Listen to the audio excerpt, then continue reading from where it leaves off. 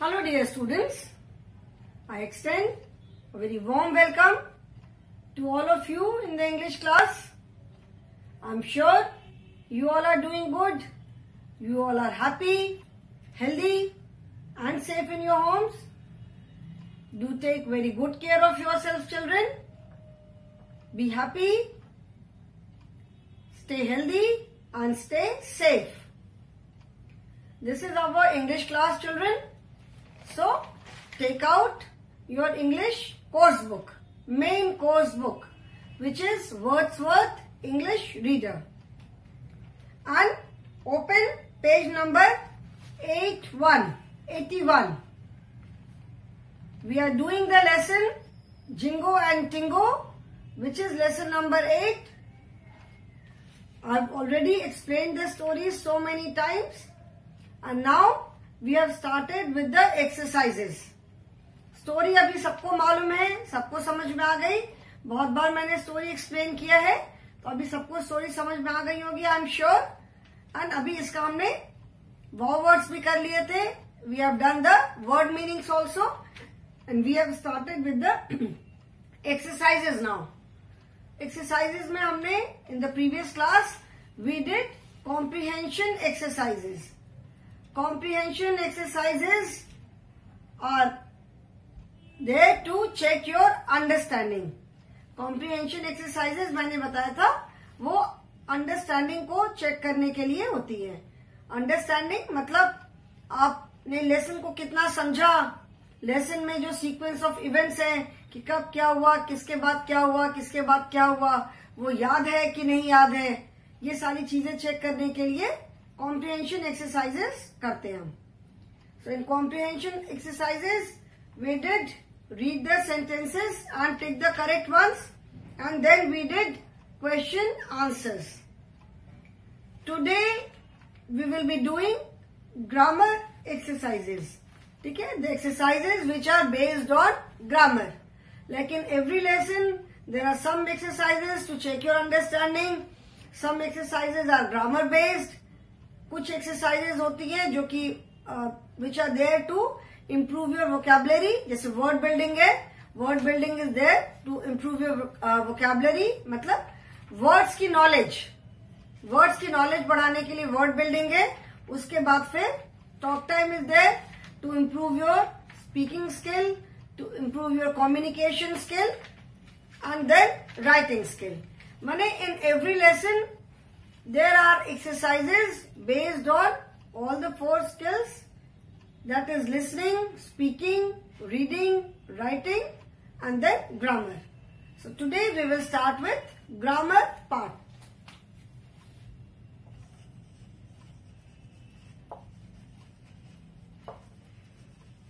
Grammar Glee, this is page 81. Okay? Page 81. Now in grammar we will be doing today joining words. Joining. Joining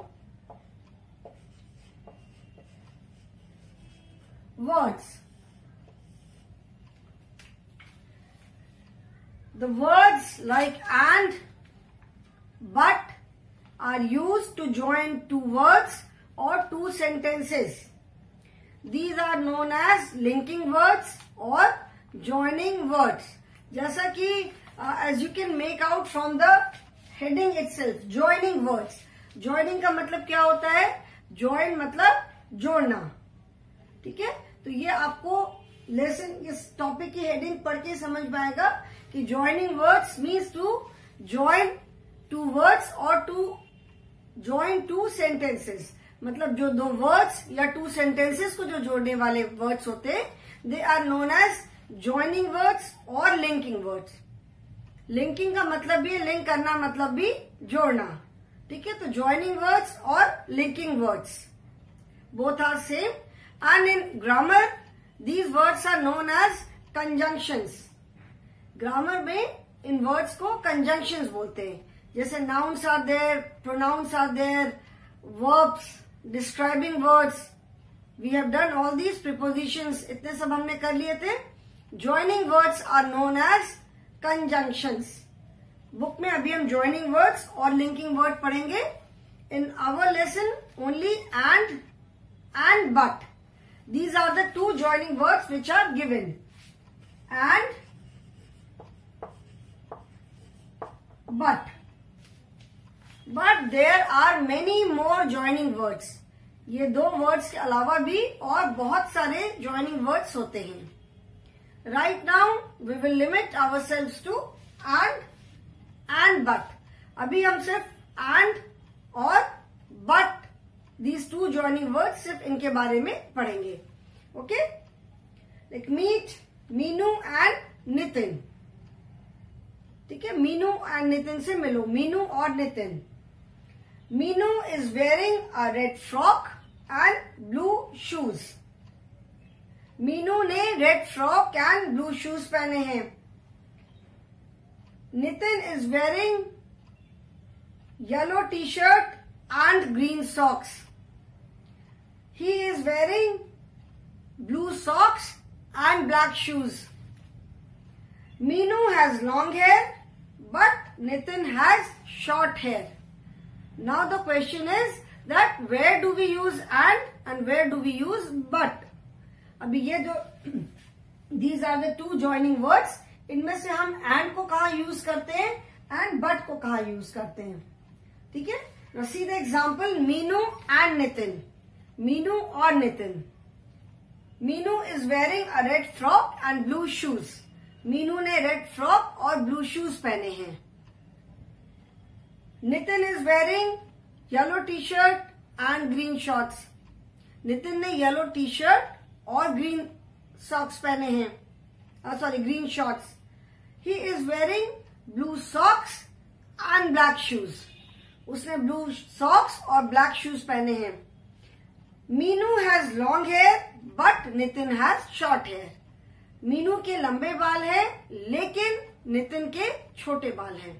अभी and का मतलब I am sure you all know the meaning of and. And means और and but का मतलब होता है लेकिन. ठीक है. तो जब when we join two words और टू सेंटेंसेस, जब हम किसी दो वर्ड्स को या टू सेंटेंसेस को ज्वाइन करते हैं एंड दोनों का मीनिंग सेम होता है, जब दोनों का मीनिंग सेम होता है तब हम एंड यूज करते हैं. And when the meaning of both the words और both the sentences is different then we use but. अभी जैसे जहां पे बोला Meenu is wearing red frock and black shoes, मतलब मीनू ने रेड फ्रॉक और ब्लैक शूज पहने हैं. तो उसने क्या पहने, क्या कपड़े पहने, क्या शूज पहने वो बता रहा है. Meenu has long hair but Nitin has short hair. यहाँ पे हम दोनों के हेयर के बारे में बात कर रहे हैं. तो एक के लंबे बाल हैं, एक के छोटे बाल हैं. Opposite, long and short. तो here we are talking about opposite. तो जब हम ऑपोजिट के बारे में बात करते हैं देन वी यूज बट. अभी like the sentence is not given in your book. Meenu is wearing, you can see Meenu is wearing blue shoes and Nitin is wearing black shoes.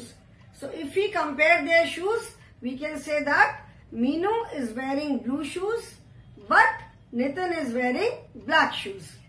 मतलब मीनू ने ब्लू शूज पहने हैं लेकिन नितिन ने ब्लैक शूज पहने हैं. Here the colour of the shoes is different. दोनों के शूज का कलर अलग अलग है तो हमने बट यूज किया. अगर दोनों के शूज का कलर सेम होता, सपोज ब्लैक होता, तो Meenu and Nitin are wearing black shoes. दोनों के कलर सेम है. Okay. So when both the words और both the sentences they convey the same meaning. अगर दोनों का सेम मीनिंग है देन वी यूज एंड. लेकिन अगर दोनों का मीनिंग अलग अलग है, अगर ऑपोजिट मीनिंग है देन वी यूज बट. ठीक है, इतना समझ में आया. सो now we will complete these sentences using and but. ठीक है, अभी एक्सरसाइज है complete the sentences using and but. I hope it is clear to everyone कि हम एंड कहां पे यूज करते हैं एंड बट कहां पे यूज करते हैं. And is used when both the words or sentences they convey the same meaning and but is used when they convey different meanings. ठीक है?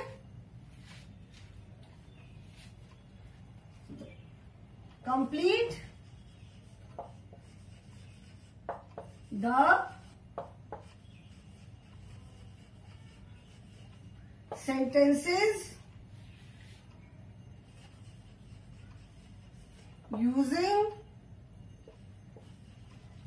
and or but. Now here this word or, जो word or है that is also a joining word. ये जो word or है this is also a joining word, but in the lesson we are talking about only and but. अभी हम सिर्फ and but कोई लेकर के fill in the blanks करेंगे. ठीक है? First I will write all the sentences and after that we will fill in the blanks. First is I like cake dash ice creams. My grandma is old dash healthy. Third is Nida I play on the swings.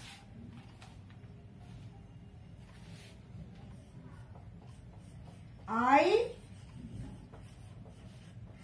like to swim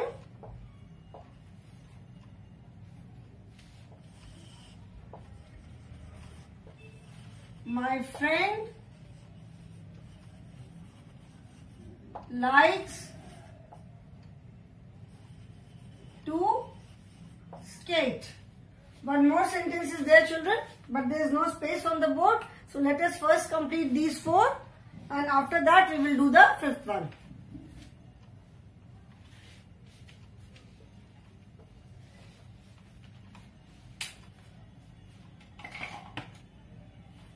Complete the sentences using and or but. The first one is, remember, and is used when the meaning is same. जब blank के पहले और बाद वाले जो words है, sentences है, they both convey the same kind of meaning. मतलब एक ही तरह की meaning बता रहे हैं. और and is used, but is used जब हम opposite meaning, जब दोनों का meaning opposite है. Okay? Now see, I like cakes, ice creams. क्या बोलते हो? मुझे केक और आइसक्रीम बहुत पसंद है. I like cake and ice cream. ठीक है? मतलब here you like both the things. आपको केक भी पसंद है और आइसक्रीम भी पसंद है. So I like cakes and ice cream. So here we will write and.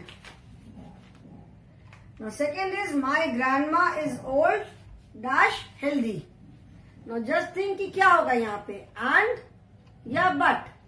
And और but क्या होगा यहाँ पे? Normally with old age हम क्या एसोसिएट करते हैं, हम क्या सोचते हैं कि जब लोग थोड़े ओल्ड हो जाते हैं तो दे बिकम वीक, थोड़े कमजोर हो जाते हैं, विच इज वेरी ऑब्वियस कि जब थोड़ी एज हो जाती है तो people are not as healthy as they use to be. जो पहले जितने हेल्दी थे, एज होने पे कुछ कुछ प्रॉब्लम्स हो जाती है, सभी के साथ होता है. तो एज होने पे लोग नॉर्मली वी कंसिडर कि एज होने पे लोग थोड़े कमजोर हो जाते हैं, वीक हो जाते हैं. तो my grandma is old but healthy. My grandma, मेरी ग्रैंडमा बूढ़ी तो हैं लेकिन हेल्दी हैं. Because we generally associate old age with weakness. हम ऐसे ही कंसिडर करते हैं कि लोग जब थोड़े बूढ़े हो जाते हैं तो थोड़े कमजोर हो जाते हैं, और विच इज ट्रू, बिल्कुल होता है. क्योंकि धीरे धीरे जब एज होती है तो बॉडी के सारे पार्ट्स भी तो थोड़े थोड़े वीक होने लग जाते हैं. So my grandma is old but healthy. मेरी ग्रैंडमा ओल्ड है लेकिन हेल्दी है. Because we consider weakness with old as.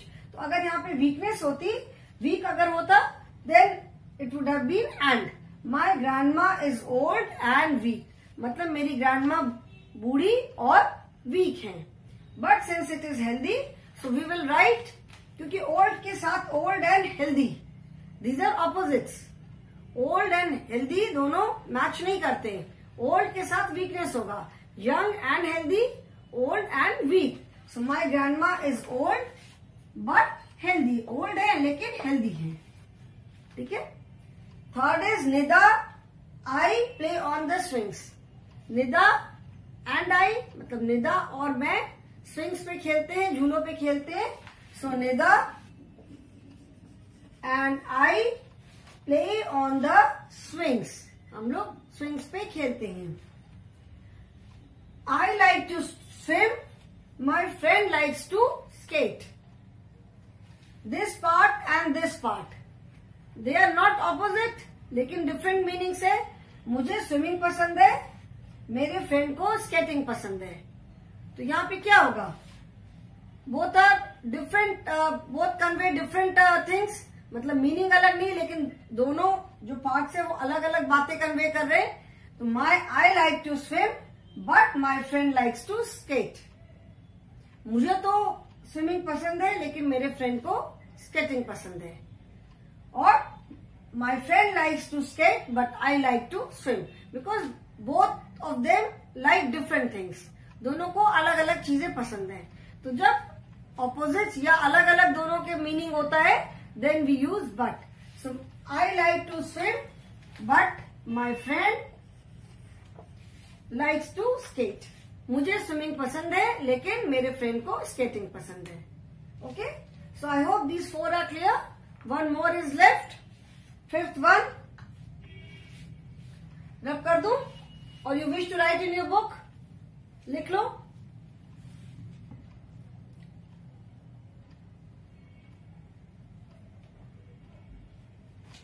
Written, everyone has written.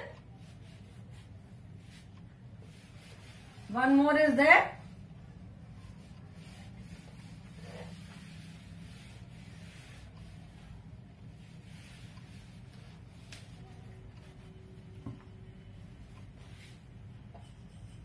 Fifth is 5 vowels,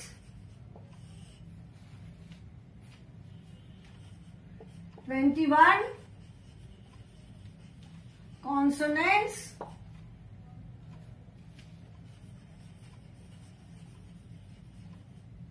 together make 26 letters of English alphabet. Now you tell me क्या होगा यहाँ पे? 5 vowels, 21 consonants together make 26 letters of English alphabet. क्या होगा यहाँ पे? English alphabet में total how many letters are there? 26 letters are there. 5 are vowels and 21 are consonants. तो यहाँ पे क्या होगा? 5 vowels and 21 consonants together make 26 letters of English alphabet. So now tell me this one.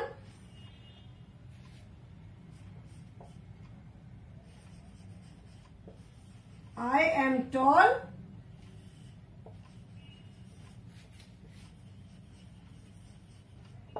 My sister is short. I am tall dash my sister is short. मैं लंबा हूं या मैं लंबी हूं लेकिन मेरी सिस्टर छोटी है. So tall and short opposites है. Tall and short are opposite. I am tall, my sister is short. Since both are conveying opposite meanings, मतलब मैं लंबा हूं लेकिन मेरी सिस्टर छोटी है. So but I am tall but my sister is short. मैं लंबा हूं लेकिन मेरी सिस्टर छोटी है. Okay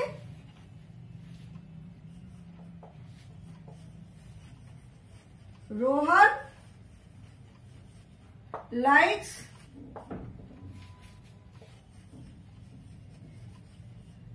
to drink milk.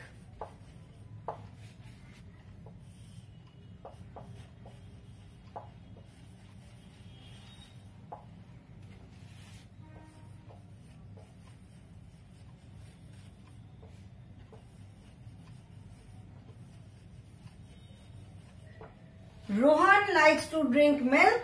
Dash. Jay likes to drink cold coffee. Again, in this sentence, both like to drink different things. दोनों अलग अलग चीजें पीना पसंद करते हैं. Rohan likes to drink milk.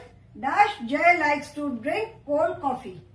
Rohan को मिल्क पीना पसंद है लेकिन जय को कोल्ड कॉफी पीना पसंद है. ठीक है, both like to drink different things. So यहाँ पे क्या होगा? Rohan likes to drink milk, but Jay likes to drink coffee, cold coffee. Okay?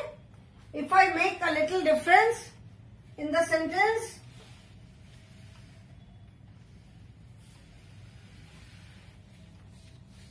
Rohan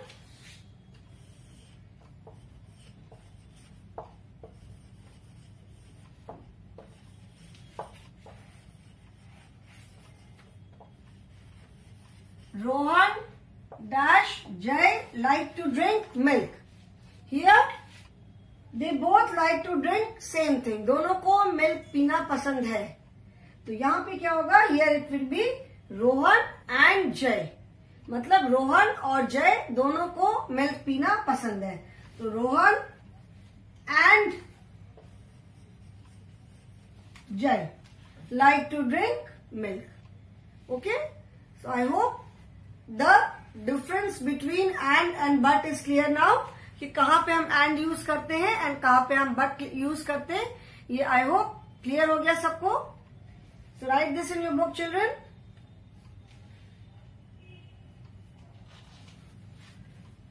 I hope you all have written now. Now children, turn the page. Turn to page number 82. We will start word building. ठीक है, word building, as I told you, word building, that is to improve your knowledge of words. Build का मतलब है बनाना. When you form new words, जब आप नए नए words बनाओगे तो definitely आपके पास जो words है, आपको जितने words आते हैं उनका नंबर बढ़ेगा. The number will increase. ठीक है, तो this is known as vocabulary. Word building is mainly to improve and enhance your vocabulary. जिसको हिंदी में कहते हैं शब्दकोश. मतलब आपको जितने वर्ड्स आते हैं, वर्ड बिल्डिंग से आपके वर्ड्स की नॉलेज और बढ़ेगी. ठीक है, in the previous lesson also we have done word building. इसके पहले वाले लेसन हमने किया था वर्ड बिल्डिंग में. वी डिड क्या किया था हमने वर्ड बिल्डिंग में? Word maze was given and उसमें से कुछ वर्ड्स को कलर करके हमें नेमिंग वर्ड्स निकालने थे. There were few naming words hidden in that word maze. उसके पहले हमने फिर वर्ड बिल्डिंग में क्या किया था? We did crossword puzzle solve किया था with the help of clues. जैसे क्लूज दिए रहते हैं and crossword puzzle is there. Some words are written horizontally and some are written vertically. तो उसपे हमने वर्ड मैंने क्लूज की हेल्प से वर्ड्स लिखे. देन एक एक्सरसाइज में हमने किया था in word building we solve the picture crossword. Pictures were given, pictures of vegetables were given. उनको आइडेंटिफाई करके उनके नेम लिख करके पूरे पिक्चर क्लू को कंप्लीट करना था. Then in one of the lessons we did matching the opposite words. फिर एक में हमने किया था matching the words with same meaning, words having similar meaning. Then we did matching of male and female names, matching of singular and plural. So these are all word building exercises. because when you are matching opposites, so you are coming across two new words. You may be familiar with them, you may not be familiar with them. हो सकता है कि आपको वो words पहले से पता हो और ये भी हो सकता है कि वो वर्ड्स आपके लिए न्यू हो. When you are matching words with similar meaning, you are again coming across two new words. So word building is mainly done to improve your vocabulary. Okay? So now let us start today word building. Grammar में हमने क्या किया? Joining words or linking words. Now we will be doing word building.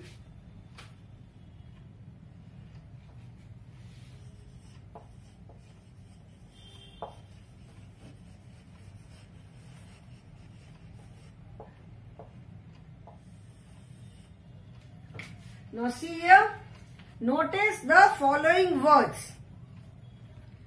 T-A-L-K, talk, talk plus I-N-G. Talk plus I-N-G क्या हो गया? Is equal to talking. S-L-E-E-P plus I-N-G. It becomes sleeping. R-U-N plus I-N-G. It becomes R-U-N-N-I-N-G. Running. Then S-I-T, sit.